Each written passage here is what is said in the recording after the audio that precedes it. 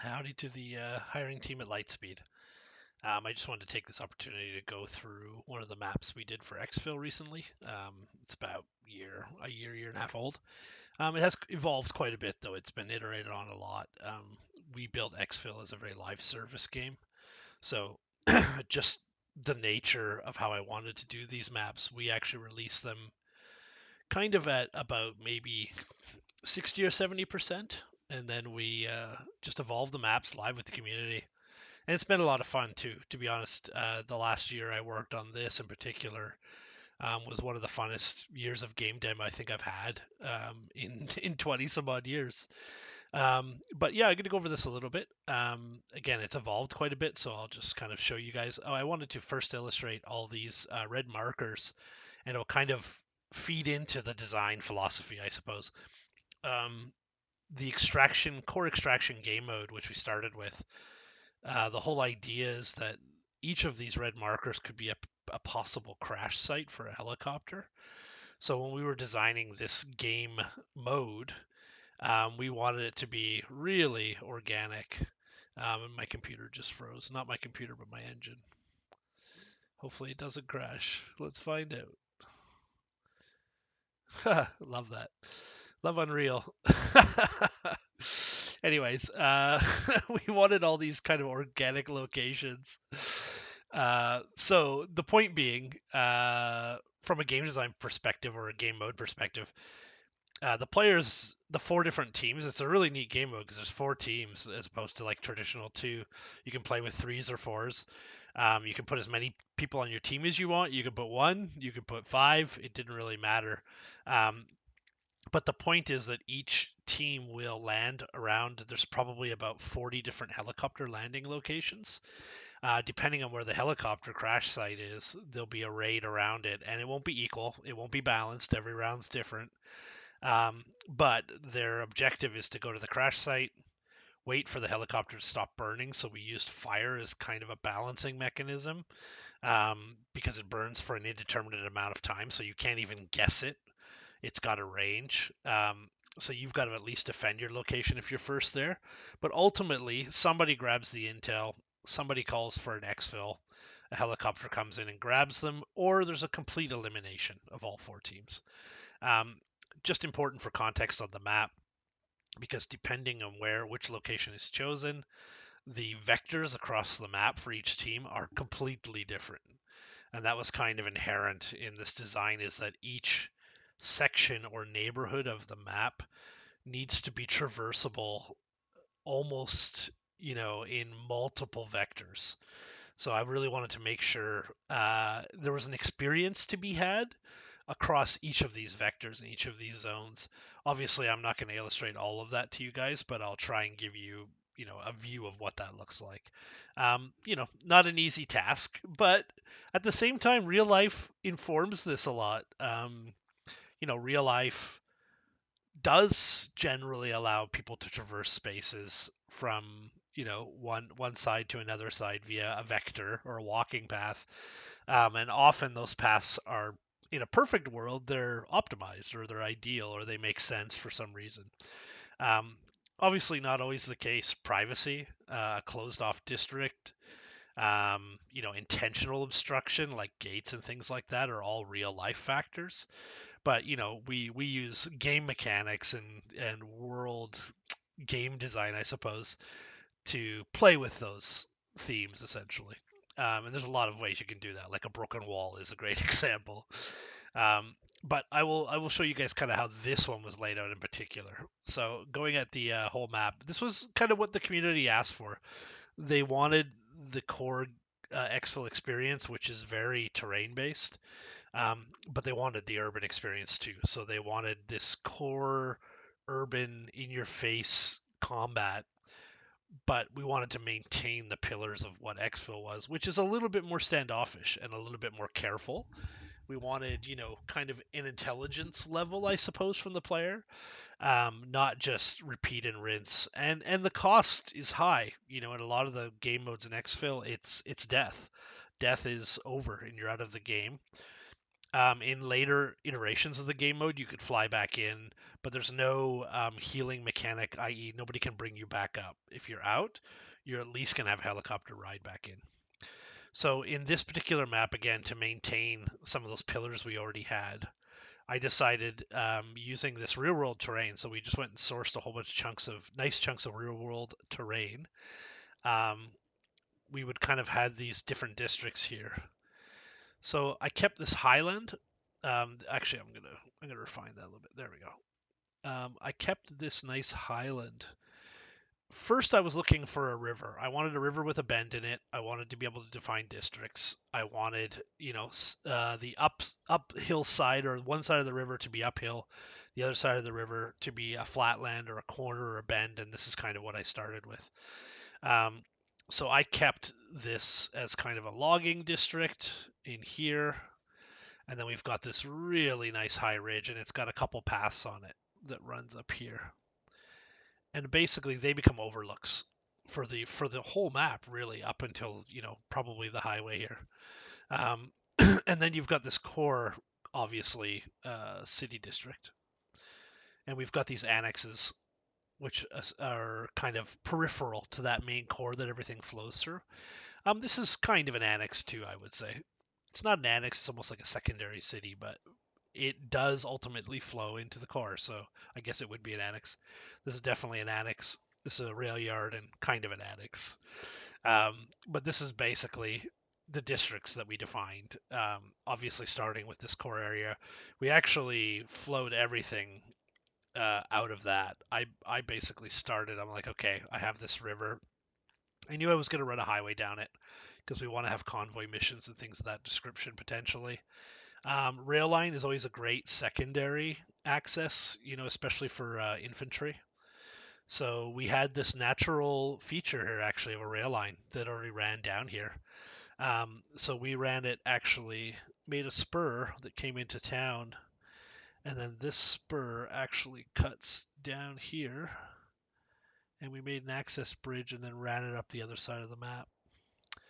Um, this allowed access, obviously, to this lumber area, essentially. There is actually a little bridge here too. um, so we had these main quarters. Um, I'll go back to the red here for a second. We defined into the square here, and we knew everything was going to feed off of this square.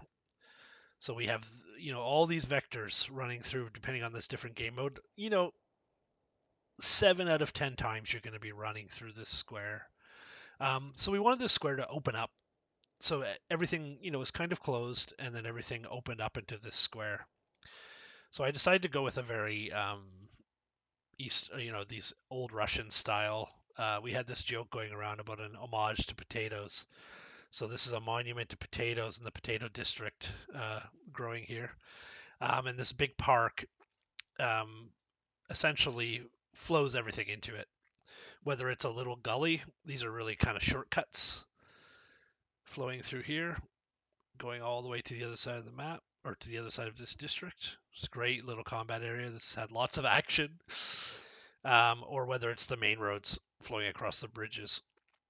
They all come down into this circular district. And then that, leads off into other areas. Really, all of the areas feed off of this area. This district, we almost wanted a separate combat zone that you would need to evolve. So it has, many of the parts of the other zones.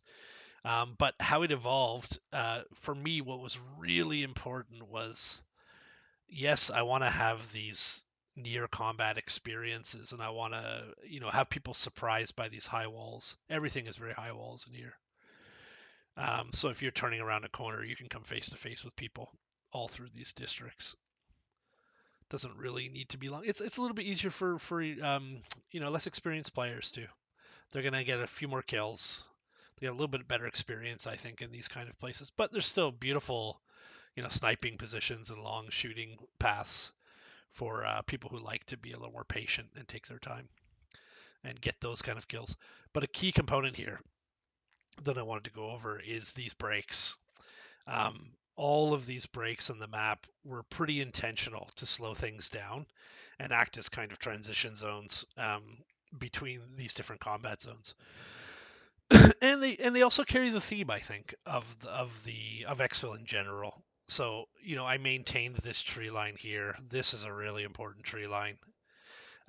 Surprisingly, this bridge wasn't here originally. This is part of the evolution and the testing, is that we needed a few more access points, just to keep people from clogging up, key kind of passageways. But we maintained this green belt all the way through here, which was also key. This little green belt here, this little green belt here, and kind of some light green belts along the river. Yeah, and then obviously this one that I was going to illustrate in particular.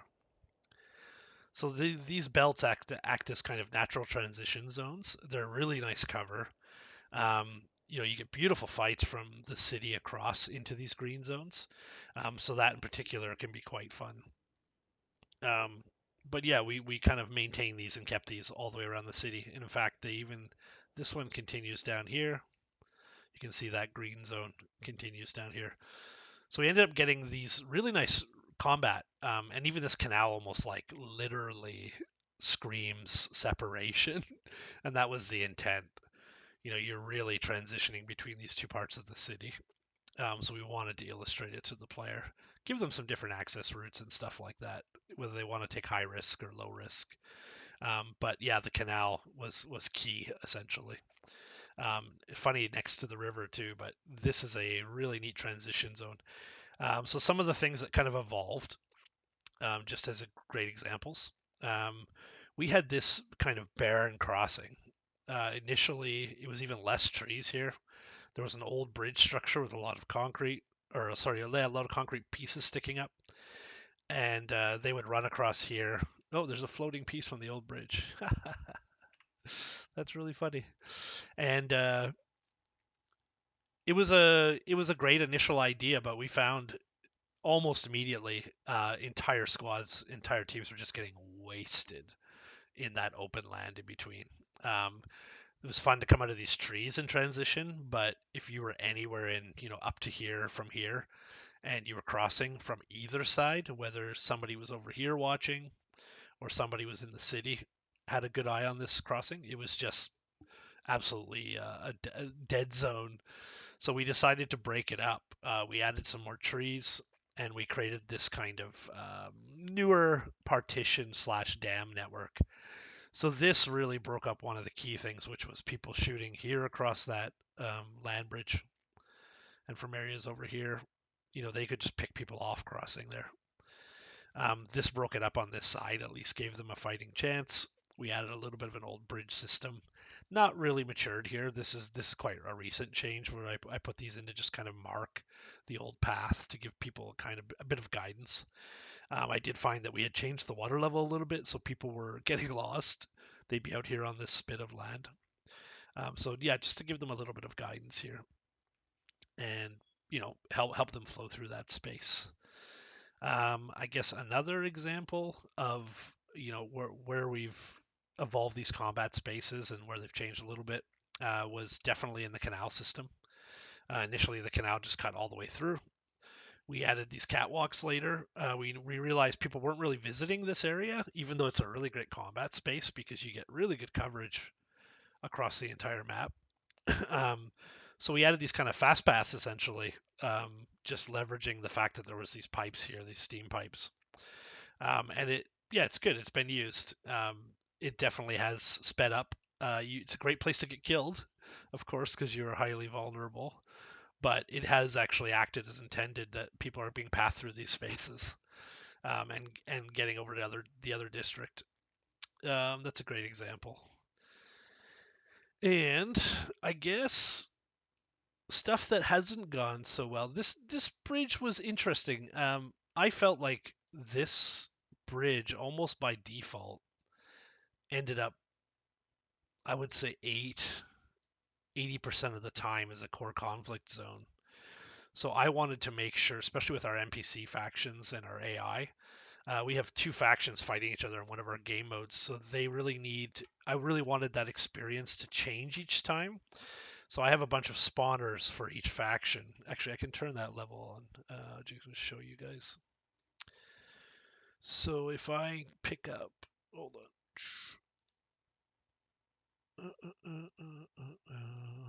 It's just game mode layers. Yeah, we've got this red zone that represents the NPC faction, the AI faction's territory, and this is the other AI faction's territory. We wanted them to basically have combat, and then in this new game mode called Ops, we actually drop you into the middle of the combat with a small team of just two guys, and you complete a bunch of missions like assassinations, find the intel, uh, capture the VIP, assassinate a high value target, find the ammunition depot and destroy it, things of that nature. The vehicle, destroy the command vehicle. So I found that initially our NPCs or AI factions were just flowing across this bridge. There'd be massive battles here, and a little bit through here, and secondarily through some of these land bridges, a little bit across this up to this northern district. But it was a less important area of the map. So we decided to add this other outlet, and we actually intentionally moved one of the spawners. I think it's back here somewhere now. I can't remember offhand. Sorry. Yeah, I think it's this one. That basically spawns reinforcements into the AI forces. So we're going to leave them alone to organically choose their path based on the objective they have. But sometimes the objective is this building or this district. And what they'll do now is we'll have a much more spread out combat. So they will spread across this. They'll take this path, come in through here, come in through here to this district, which gives you a much better result from a player perspective because the chance encounters go way up. You can't really assume that the AI are going to be fighting in the center of the map. And I think it also for the AI combat, each time they choose random spots that they need to capture, and that kind of organically makes the conflict happen. But it happens at wildly different locations.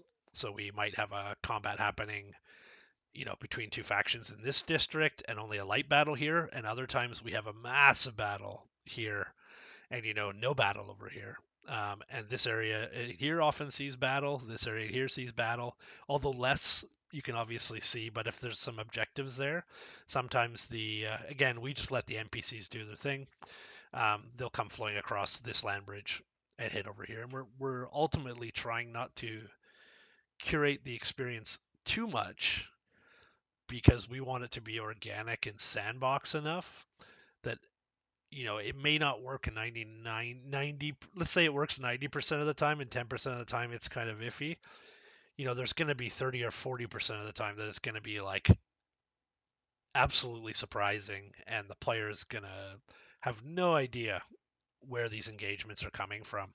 And they need to now thread the needle and navigate those forces, really having no advantage. They really need to be observant, they need to be slow, and that's what we're trying to achieve in here. So um, I think that gives you guys a good overview of my thinking. Anyway, I could go on for hours, obviously, but this is kind of this map in itself. Some has worked and some hasn't. There's some other stuff too, but I think that's enough of an overview of my thinking and why it's composited the way it is.